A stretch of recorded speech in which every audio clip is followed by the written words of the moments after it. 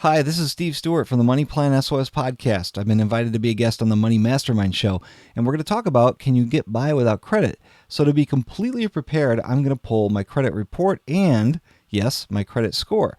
Now, I did this in the past, so I actually have a member ID and password. So I'm going to go ahead and log that in right here and get into my account.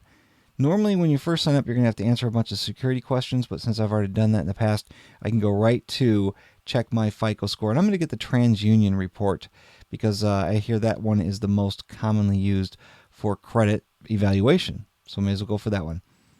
Now, it's going to cost you $19.95.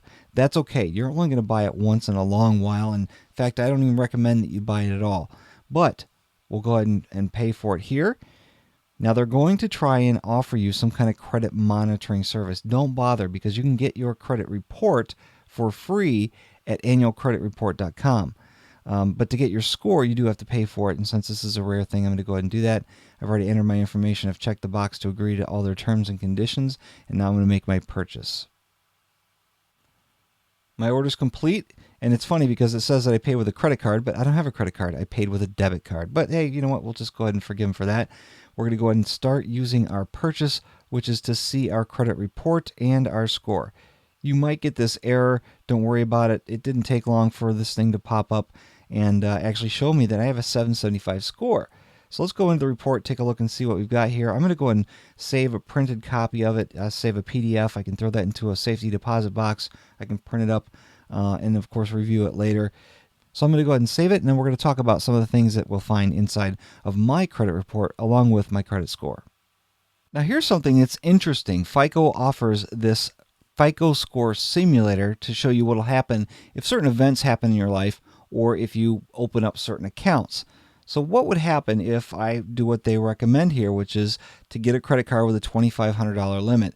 It'll take my score from 775 points to 815. It's a nice jump.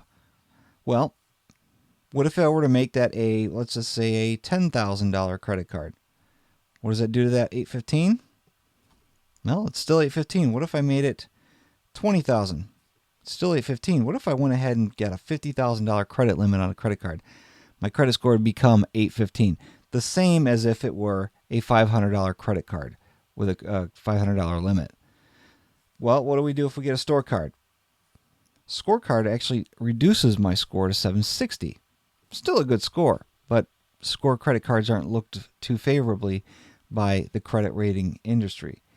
Refinancing my mortgage, which we've only got $20,000 left on it, doesn't change my score. What if I take out a mortgage of, we'll say $100,000? It would actually reduce my credit score by 5 points.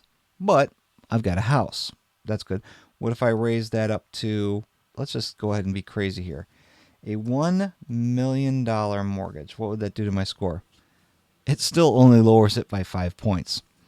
So even the size of a mortgage doesn't really affect your score that much. Just by having a mortgage, it will affect your score. Of course, I can't imagine what foreclosure or short sale would do. Well, you can see that's going to ruin your credit, but nobody here is recommending that you go into foreclosure or short sale. All we're recommending, whether hearing the people who talk about improving your credit score or people like me saying, don't bother worrying about your credit score, just pay your bills and debts on time, you will have a good credit score. What's the lesson to be said here? Worry about your finances. Don't worry about your score. Pay your bills and debts on time. Pay them over a long period of time. You'll have a good FICO score, or you'll have a 0 FICO score, and you'll still be bankable for a loan or mortgage on a house if you're using manual underwriting or a service like eCredible.com. So don't worry about your score.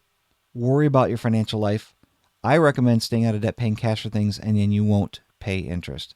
This is Steve Stewart from MoneyPlanSOS.com saying, pay attention, not interest.